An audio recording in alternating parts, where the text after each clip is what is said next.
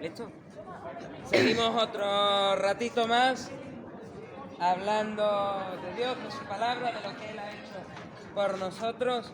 Ya habéis escuchado a mi amiga mencionar de pasada algunos atributos de Dios, algunas palabras que usamos para definir quién Él es. Y me gustaría mencionar algunos atributos de Dios, cómo estos se aplican a la historia de la humanidad. Dios es bueno, bondadoso y es misericordioso. Esto lo podríamos ver en el principio del mundo. Dios es tan bueno que crea esta tierra, el universo y todo lo que hay. Y dice en el último día de la creación, y vio Dios que todo era bueno en gran manera. Por la bondad de Dios se creó este mundo, y viendo este mundo y todo lo que hay, dice Dios, vio Dios que esto era bueno en gran manera. ¿Qué me decís de su misericordia? Porque este mundo, que era bueno en gran manera, que no tenía fallos, sinceramente no tenía fallos, tenía un pequeño problema, un problema que se conoce como el libre albedrío, la voluntad de algunos ángeles y toda la humanidad, o por lo menos los primeros seres humanos, de decidir: vamos a hacer lo que Dios dice, vamos a hacer lo que el Creador dice, o vamos a hacer lo que nos dé la gana. Eso era una, llamémoslo, quizás no sea algo muy apropiado, pero podría considerarse una falla de diseño. La falla de diseño de este mundo es el libre albedrío. Pero ¿de qué otra manera Dios se iba a asegurar un mundo donde la gente lo eligiese a Él por sobre todo lo que podría haber? De ninguna manera. Tiene que dar libertad a las criaturas, libertad a lo creado, de decir: yo sigo a Dios. ¿Cuál es el problema?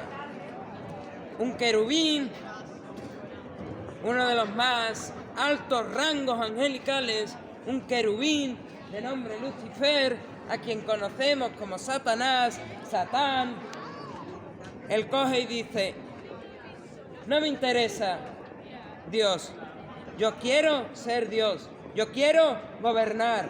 ¿Y cómo lo voy a hacer? No obedeciendo a Dios. Primeramente no obedeciendo a Dios, y segundamente mandando al traste toda esta creación de Dios, que vio Dios y dijo: es bueno en gran manera. ¿Qué es lo que hace este querubín de nombre Lucifer, a quien conocemos como el diablo y Satanás? Están Adán y Eva, las dos creaciones más grandes de Dios, la única creación de Dios que tiene aliento divino. Los perros no tienen aliento divino, no tienen alma. Los gatos no tienen aliento divino, no tienen alma. Solo el ser humano tiene alma, aliento divino. ¿Qué es lo que hace el diablo? Vamos a tentar al hombre a que peque contra Dios, a que falle contra Dios. Y así me convierto yo en el Dios del hombre, en el Dios de este mundo, en el príncipe de este siglo. Dios pone al hombre en un jardín llamado Edén y dice: ¿veis el árbol que está en el centro del jardín? Ese árbol que se llama el árbol del conocimiento del bien y del mal. ¿Veis su fruto? El día que comáis del fruto de este árbol y comáis de él, vais a morir.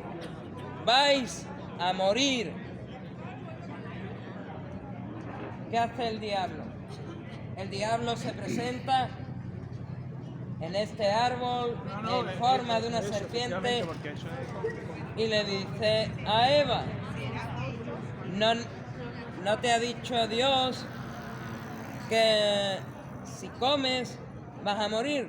Lo que Dios te ha dicho es no comas, porque el día que comas vas a saber lo que sé yo, vas a ser igual que yo, mejor que yo. Y eso a Dios no le interesa. Dios es un aguafiestas que no quiere que sepas lo mismo que Él, que sepas lo que es bueno y lo que es malo, para que puedas hacer lo que te dé la gana. Eva fue engañada. Y no es precisamente que Adán fuese mejor que su mujer. Por cómo vemos el relato del Génesis, seguramente Eva estaba cerca del árbol que no debían de tomar de su fruto y Adán estaba a pocos metros de distancia, como ella y yo. Eva coge el fruto del árbol, le pega un mordisco. Toma, Adán, toma del fruto. Y Adán, en vez de asumir su rol como representante de la humanidad y decirle a Eva, no, Dios nos ha dicho que no debemos comer de ahí porque vamos a morir, Adán comió del fruto. ¿Cómo podemos ver la misericordia de Dios en este momento de la historia? Pues vamos a ver qué es lo que hace Dios. Dios le dice al ser humano, Adán, ¿dónde estás? Adán le dice, bueno, lo siento, es que no te he escuchado, no te oía, estaba como escondido, pero no te oía. Adán, ¿por qué no me oías? ¿Por qué no viniste? Bueno, Dios, es que resulta que estoy desnudo y que Eva también. Dios lo primero que le dice es, ¿cómo sabes? ¿Cómo sabes que estás desnudo? No podías saber que estabas desnudo. ¿Has comido del árbol que te dije que no comiese? Porque era la única forma de que Adán supiese que estaba desnudo. Sí. ¿Qué es lo que hace Adán? Sí. La mujer que me diste cogió del fruto, comió y después me lo dio a mí y es así que comí. Le dice a Eva, ¿qué has hecho? Por esto que hiciste va a ser maldita toda la humanidad. ¿Qué es lo que hace Eva? No, es que la serpiente es la que dijo que podíamos comer. ¿Y cuál es la misericordia de Dios? En esta historia, ¿cuál es la misericordia de Dios? Por cuanto tú, la serpiente, has hecho pecar a la humanidad, pondré enemistad entre tu simiente, la simiente de la serpiente, y la simiente de Eva, del ser humano. La simiente del ser humano pisará en la cabeza a la serpiente y la serpiente le morderá en el talón, en el calcañar. Dios muestra su misericordia en que en ese mismo instante, y podemos ver más pasajes, pero en ese mismo instante Dios podría haber dicho, adiós a la raza humana, destruidos para siempre. Pero ¿qué hace Dios? No. Vamos a darle, llamémoslo así, vamos a darle una oportunidad. Vamos a dar un descendiente de la raza humana que destruya a la serpiente, que destruya al diablo, que destruya todo este pecado y la consecuencia de la muerte. Vamos a impartir esa misericordia mía. Le vamos a dar al ser humano, en lugar de lo que merecía, que era morir y desaparecer le vamos a dar una vida. Le vamos a dar que viva y que después siga viviendo apartado de la presencia de Dios. ¿Por qué? Porque Dios es justo. Había varias maneras de acabar con el pecado del hombre, había varias maneras de implantar la justicia de Dios. Dios destruye al hombre y vuelve a crear una nueva humanidad sin libre albedrío y que obedezca a Dios por defecto y convierte a los seres humanos como en robots. Y entonces, ¿para qué crea al hombre con libre albedrío de primeras? Si los va a destruir y después va a crear una humanidad que le obedezca por defecto. Eso no es viable. Por lo menos para Dios no lo fue. ¿Cuál es la otra opción? Dejamos que el hombre viva una vida, los primeros seres humanos de unos 900 y pico de años, pero en algún momento Dios va a decir, hasta los 120 y se acabó, aunque algunos superan esas expectativas, le vamos a dar al hombre que viva y después físicamente va a morir. Después de esa muerte física se va a encontrar conmigo, con Dios, y lo vamos a condenar. Vamos a juzgar su pecado con ira. Dios no te da, la misericordia de Dios no te da lo que mereces, que es ser exterminado por causa de tu pecado, pero sí te da lo que no mereces, seguir viviendo y en algún momento encontrarte con Dios.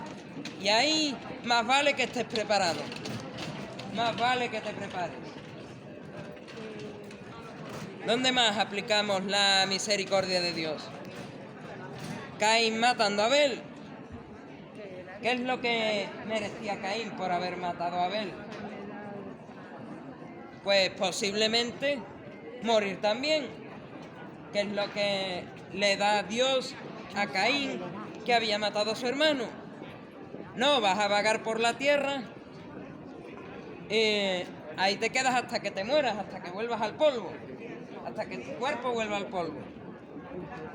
¿Qué es lo que dice Caín? No, es que cualquiera que me vea va a saber que yo he matado a mi hermano y me va a querer matar. Pues la misericordia de Dios en este caso es, te pongo una señal en la frente, de manera que cualquiera que vea la señal y quiera matarte no vaya a hacerlo. Misericordia de Dios. En vez de matar a Caín, que había matado a Abel, Dios le da una señal y lo hace vagar por la tierra, de manera que mientras esté en esta tierra nadie lo puede asesinar, igual que él hizo con su hermano. ¿Dónde más? David, por ejemplo, o Noé. ¿Qué Dios hace con Noé? No, la humanidad es tan malvada que debería destruir toda la tierra. ¿Qué es lo que hace? Él escoge a un hombre y a su familia de 8, los mete en un arca y hace llover un diluvio. Destruye toda la tierra, pero por la misericordia de Dios salva a una familia. Así de poco le importan a Dios los números. Así de poco le importan a Dios los números. Salva a una familia y destruye toda la tierra con un diluvio. ¿Qué pasa con Abraham y con Lot en Sodoma y Gomorra? Unas ciudades con más pecado que ninguna otras. Y Abraham le dice a Dios, bueno, pongamos que hay una ciudad de 50, si hay 40 justos, ¿vas a destruir las 2 ciudades? No, no lo haré. Y Dios, si hay 20, no, no lo haré. Y Dios, si hay 10, no, no lo haré. Y Dios, si hay 5, no, no lo haré. Abraham sabía perfectamente que en toda Sodoma y Gomorra los únicos justos eran Lot y su familia. ¿Qué es lo que hace Dios? Dios aplica su misericordia con Lot. Dios destruye Sodoma y Gomorra, pero salva a Lot y a su familia. ¿Y qué le dice a Lot? No miréis de vuelta a la ciudad. En el momento que miréis de vuelta a la ciudad, os vais a convertir en estatuas de sal. ¿Qué es lo que hace la mujer de Lot? Da la vuelta, mira y se convierte en estatua de sal. Aplica su justicia, pero da misericordia para Lot y para sus hijas. Esa es la misericordia de Dios. Otros atributos de Dios. Dios es bondadoso, misericordioso. Hemos hablado de que tiene justicia. Uno de sus atributos es justicia.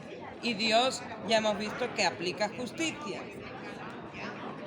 De alguna forma tiene que aplicar justicia. Con Noé envía el diluvio. Con la mujer de Lot la convierte en estatua de sal. Con Sodoma y Gomorra destruye las ciudades.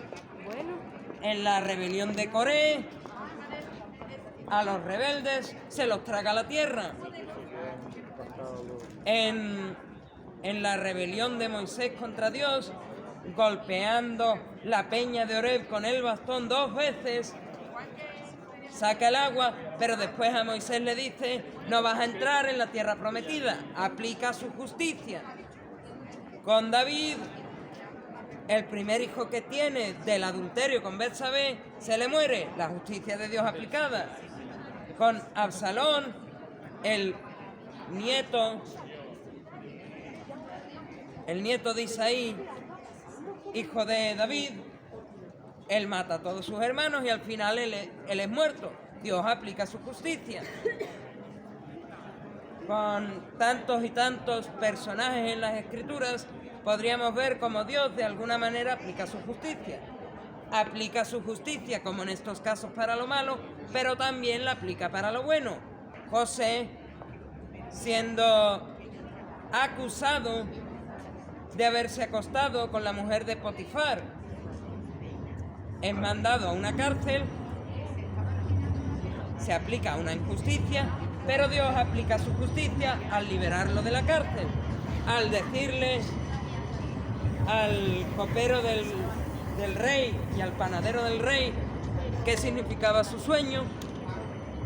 El panadero es muerto, pero el copero vuelve de la cárcel a su trabajo y le habla al faraón, oye, hay aquí una persona que puede interpretar tu sueño. Este sueño de las 7 vacas flacas, de las 7 espigas, hay una persona que la puede interpretar. Es el mismo hombre que me interpretó a mí, que mi sueño era que yo iba a salir de la cárcel, pero que el panadero no. Él aplica su justicia con José al darle la libertad de la cárcel ante sus injusticias. Él aplica su justicia con Jesús. Por fin vamos a hablar de Jesús. Es ese puente que, aunque la gente no quiera saberlo, es ese puente entre la justicia y la ira de Dios contra el pecado y contra el pecador, y su bondad, su misericordia, su paciencia, su gracia, todos los atributos buenos que se te ocurran de Dios. Él es ese puente. Él es el que se clava en una cruz y te libra de pecado, pero Él es el que advierte a los líderes religiosos, a los fariseos, a los que se creen buenos sepulcros blanqueados, que limpiáis lo de fuera del vaso, pero lo de dentro todavía está sucio. Él es de cuyo primo habla a estos líderes, a estos santurrones, diciendo, generación de víboras, ¿quién os ha enseñado a huir de la ira venidera? Este es Jesús, el que echa a los cambistas del templo a latigazos, pero el que a una mujer a la que habían pillado en adulterio la libra de la lapidación y le dice, vete y no peques más. Este es Jesús. Es ese puente entre estos atributos, llamémoslos malos, que Marción no quería, y estos atributos buenos de Dios. Si es que hay atributos buenos y atributos malos, no los hay. ¿Ah? Tienes razón. Así es. Dios va a traer su justicia y su ira contra el ser humano.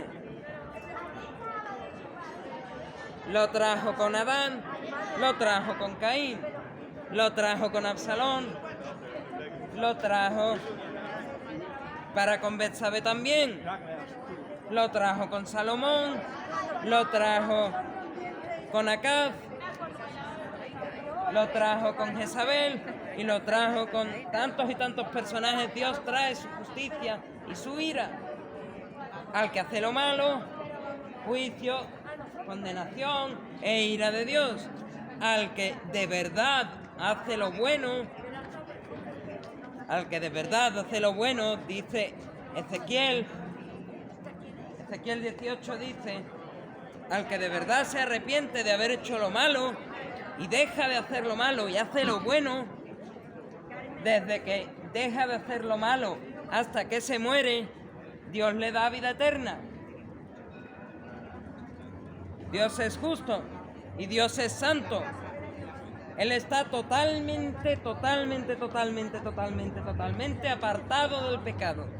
No puedes entrar en la presencia de Dios con una manchita de pecado.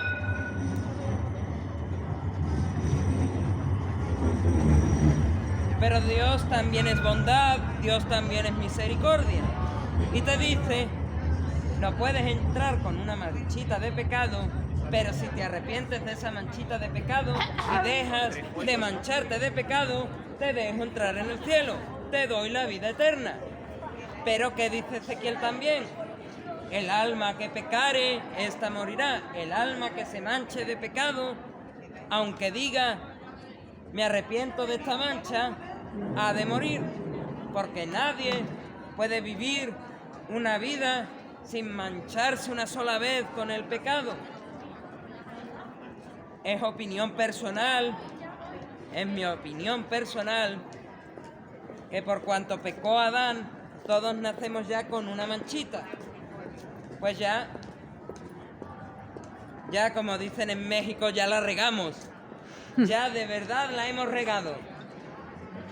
No podíamos entrar al cielo, a la presencia de Dios, con una manchita y ya nacemos con una manchita. Ya somos concebidos con una manchita.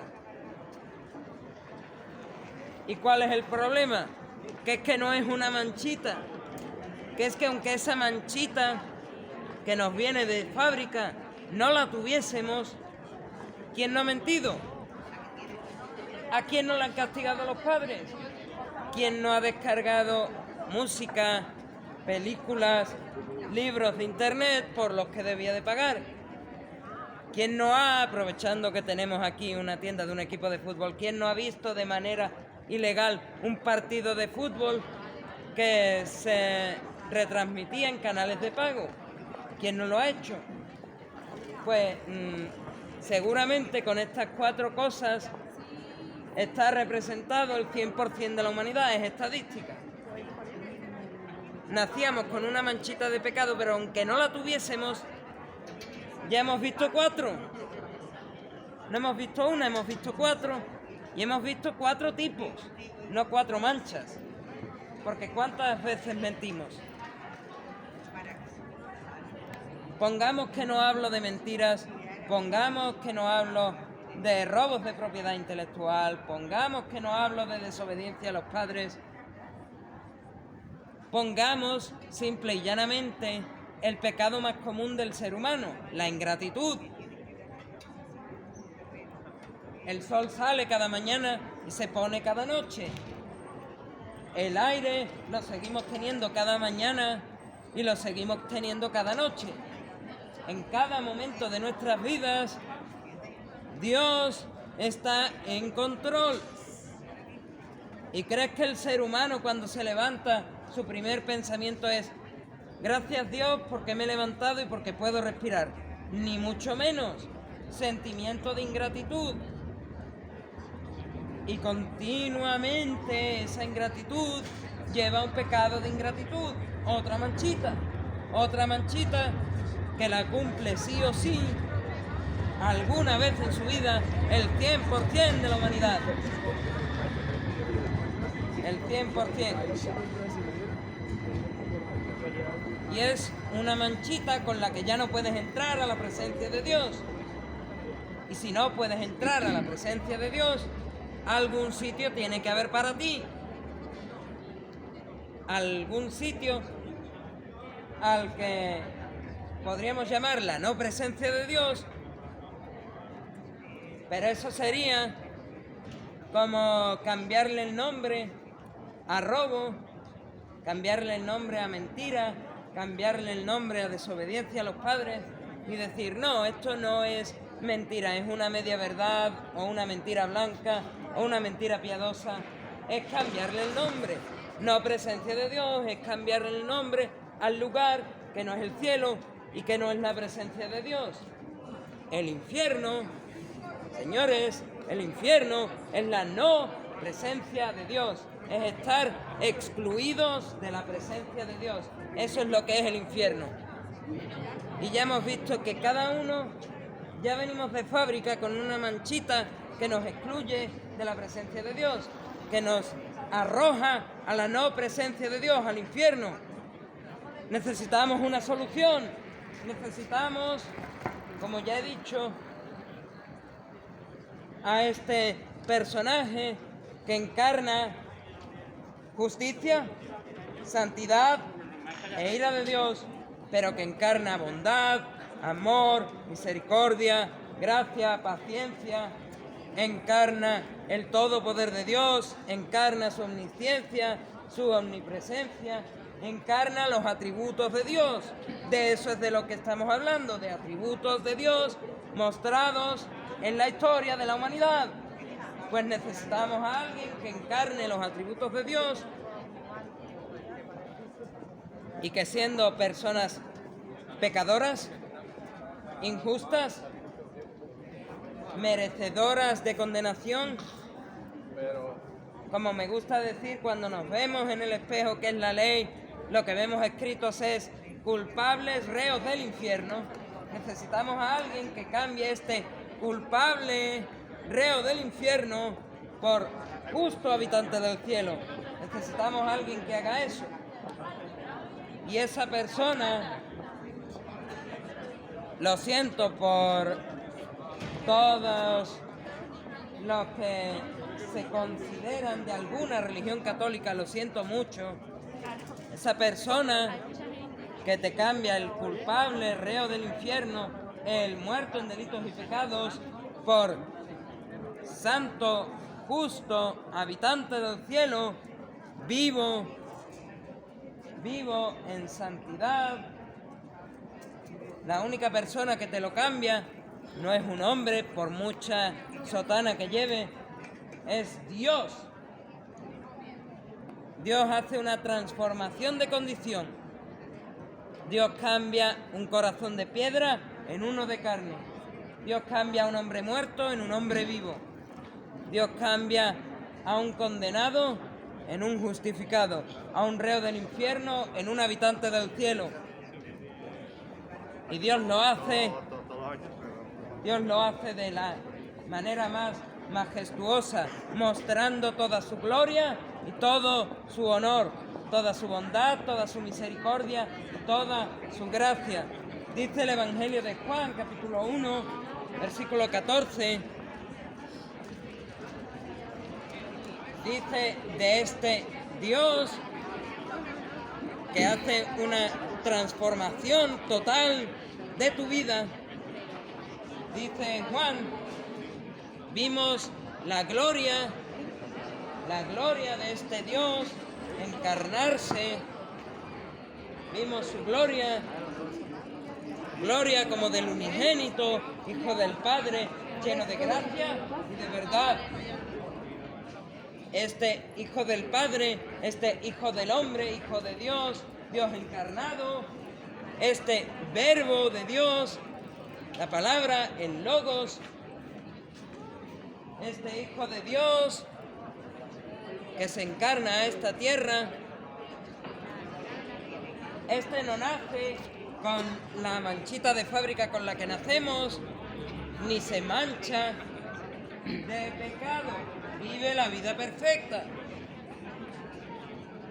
Tú y yo habremos mentido más veces que falanges tenemos en los dedos de las manos y de los pies. Pero Él no mintió una sola vez. Tú y yo habremos desobedecido a nuestros padres al menos una vez. Y digo verdaderamente desobedecer, pero Él nunca. Tú y yo podemos haber odiado a alguien, mas ¿qué hace Él? En su arresto, Pedro le corta la oreja con la espada a uno de los que lo iban a apresar. Y Él le sana la oreja al que lo iba a apresar y le dice a Pedro: así no se arreglan las cosas. El que hiere a espada morirá por espada. Así no se arreglan las cosas. Jesucristo, Dios en la cruz del Calvario, Si eran bromas, directamente hacia él. no dice: Padre, envía juicio del cielo como hiciste con Elías. Eso lo dicen sus apóstoles. Él, en cambio, dice: Padre, perdónalos porque no saben lo que hacen. No saben que están crucificando al autor de la vida, al Creador. No lo saben. No saben que están crucificando al Creador por su pecado. No lo saben. Pero tenles misericordia, perdónales este pecado. Dios tiene tanto poder, tanto poder, que el mismísimo Judas, el hijo de perdición, si se llega a arrepentir y no a suicidarse colgándose del olivo de una finca, si se llega a arrepentir y a pedir perdón, Dios lo habría salvado, lo habría mandado al cielo, pero no se arrepintió, vio su pecado y lo primero que hace es colgarse, suicidarse. ¿Más qué hizo con Pedro? Pedro, el impulsivo, le dice: no, Señor, yo voy a ir a donde tú vayas, a la muerte voy contigo. Si tengo que morir yo por ti, moriré yo por ti, pero que esto no te acontezca. Que nada de esto te pase. Sé que tienes que morir, pero no te pase, no te pase. Me sacrifico yo por ti. ¿Qué le dice Jesús? Apártate de mí, Satanás, porque no tienes tus ojos puestos en el cielo, los tienes puestos en la tierra. Y además te digo a ti, Pedro, aquel que es el único de los apóstoles que le llamó Cristo, que dijo: tú eres el Cristo, el Hijo del Dios viviente. Yo a ti te digo, Pedro, que de buenas a primeras, en el momento que a mí me arresten, tú me vas a negar 3 veces antes de que el gallo cante 2 veces. ¿Y qué hace Pedro? Arrestan a Jesús, va siguiendo a Jesús, se va acercando, una persona lo reconoce: tú no eres el que está con este que acaban de arrestar, con este Jesús. No, yo a este no lo conozco. Se acerca un poco más, se calienta en el fuego con los romanos. Oye, este está hablando Galileo, ¿no? Estará hablando este hombre está hablando este dialecto de Galilea. ¿Tú no eres el que estaba con Jesús? No, yo a este hombre no lo conozco. Se acerca un poco más al patio y le vuelven a decir: tú eres el que estaba con Jesús y con sus apóstoles. No, yo a este hombre no lo conozco. Y el gallo cantó por segunda vez. Entonces Pedro lloró amargamente y se fue corriendo, salió huyendo. Huyó. Pero vemos la misericordia de Dios en la vida de Pedro, cuando en la resurrección de Jesús, Él le dice a las discípulas: veníos a reuniros en el mar de Galilea y traeros a todos los apóstoles, y escucha bien, traeros a todos los apóstoles y a Pedro. Van todos a ese mar y allí restaura a Pedro. Le perdona a Pedro por haberlo negado 3 veces. Dios aplica su misericordia. Dios, en vez de aplicar la justicia que Pedro merecía, aplica su misericordia, aplica su gracia. Le salva del pecado de haber negado a Jesús 3 veces, le salva del pecado de haberle cortado la oreja a uno de los que iban a apresar a Jesús, y le salva de muchos otros pecados. ¿Y cómo es que Dios hace eso? ¿Cómo es que Dios es justo, pero también tiene gracia? ¿Cómo es que Dios es santo, pero tiene misericordia? ¿Cómo es que Dios, siendo amoroso, siendo totalmente amoroso, sigue teniendo la ira contra el pecado? 6 atributos que hemos visto. ¿Cómo es que Dios es todo eso? Porque se encarnó en la persona de Jesús, porque vivió la vida perfecta, después puede morir en una cruz, y tomar esa copa de la ira, esa copa de la ira de Dios, la toma sobre sí, la ira por ella, la ira de Dios por mí, la ira de Dios por todos los que estamos aquí. Jesús la toma en esa cruz del Calvario. Carga sobre mí, Jesús carga en esa cruz con tu pecado, mi pecado y el pecado de cualquiera. Por eso es que Él puede decir esta última palabra: consumado es. La obra de redención queda finalizada. Él muere en esa cruz, es sepultado y resucita al tercer día.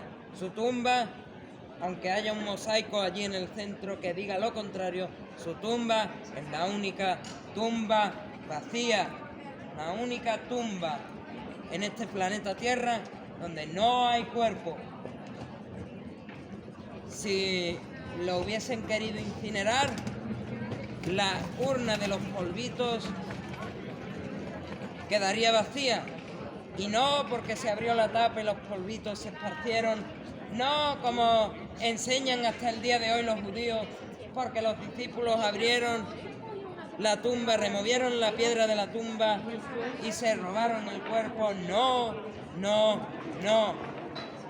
se puede remover la piedra, la pesada piedra de una tumba con un sello romano, una guardia de Roma y una guardia del templo de Jerusalén, cuando todo el mundo sabe que si remueves la piedra y quitas el cuerpo de allí, primero tienes que burlar las 2 guardias, y segundo, si es que lo consigues, a la guardia de Roma, a todos ellos, si van y dicen han robado el cuerpo de la tumba, los van a matar. No se puede. ¿Cuál es la única explicación? ¿Cuál es esa explicación que da Tácito, Flavio Josefo y Plinio el Joven? ¿Cuál es esa explicación que también dan los evangelios, que también da los Hechos de los Apóstoles y que da toda la narrativa del Nuevo Testamento? Hubo una persona en tiempos de Poncio Pilato que fue muerta, sepultada y después resucitó. Y eso lo dice Flavio Josefo, un judío, Tácito y Plinio el Joven, 2 romanos. No eran cristianos, no eran creyentes. Y sin embargo dicen que esto es así, que es un hecho histórico. Lo toman como un hecho histórico. Nosotros lo podemos tomar como un hecho histórico. Y la historia es así. El ser humano ha pecado contra Dios, necesita un Salvador, que necesita que sea Dios encarnándose, que sea Dios viviendo la vida que el ser humano no puede vivir, una vida perfecta y sin pecado, y después de no tener ni una sola mancha, morir, cargar con el pecado de la humanidad, cargar con la ira de Dios por ese pecado en la cruz del Calvario. Y un muerto ocupa una tumba. Un muerto verdaderamente ocupa una tumba o una urna llena de polvitos. Pero el milagro, el verdadero milagro, la verdadera señal que Dios da a todos aquellos que demanden alguna señal de Dios es que esa tumba está vacía, de manera que Jesús definitivamente es ese sacrificio que demanda la ley de Moisés. Es ese sacrificio del cual el autor de Hebreos dice: ¿veis los sacrificios en el tabernáculo? ¿Veis los sacrificios en los dos templos de Jerusalén? Todos los sacrificios que los sacerdotes ofrecían por el pecado del pueblo no sirven para nada. Dios tuvo que hacer una sola ofrenda y para siempre. Y esa única ofrenda es Jesucristo muriendo en la cruz del Calvario. Es la única solución, el único remedio para la humanidad. Jesucristo viviendo la vida perfecta y muriendo en la cruz del Calvario y resucitando al tercer día. Es el único remedio, la única solución para el pecado de la humanidad. ¿Y cómo se aplica este remedio? ¿Cómo se aplica esta solución? ¿Cómo se quita la enfermedad del pecado? ¿Cómo se quita la ira de Dios contra el pecado y contra el pecador? Dios te demanda dos cosas para no ser expulsado a la no presencia de Dios, al infierno, eternamente y para siempre, y ser llevado ante la presencia de Dios, una vida eterna en el cielo. Dios solo te demanda dos cosas. Te tienes que arrepentir de tu pecado, es decir, te tiene que doler haber fallado contra Dios y tienes que cambiar totalmente. El que robaba, no robe más. El que mentía, no mienta más. El que desobedecía a sus padres, no lo vuelva a hacer. El que se acostaba con la vecina, que no lo vuelva a hacer. La mujer que pillaron en adulterio, Jesucristo, el Dios Hijo, le dijo: vete y no peques más. Eso es lo que es arrepentimiento de pecado. Y no solo arrepentimiento, sino que tienes que poner tu fe. Tienes que poner tu fe sobre esa cruz. Tienes que poner tu fe que Dios, que se había encarnado, que había vivido la vida perfecta, se clava en esa cruz por ti. Muere por ti. La corona de espinas es por ti. Los clavos de los pies y de las manos es por ti. La lanzada es por ti. Los escupitajos por ti. Que le arranquen los pelos de la barba por ti. Los latigazos con el látigo romano por ti. Las golpizas por ti. Las injurias por ti. Las mentiras por ti. Esa es la única manera, la única solución para el pecado del hombre. Un arrepentimiento genuino de nuestro pecado. Una fe puesta en ese que se clavó en la cruz del Calvario, Jesucristo. Que Él se clavó, fue sepultado y el tercer día resucitó. Y lo que Dios te ofrece, la gracia y la misericordia que Dios te ofrece, lo que no merecías y te da, lo que no merecías y te da, es llevarte de ese infierno, de esa no presencia de Dios, a una vida eterna en la presencia de Dios en el cielo, para darle a Él toda la gloria, la honra que Él merece. A Él sea la gloria.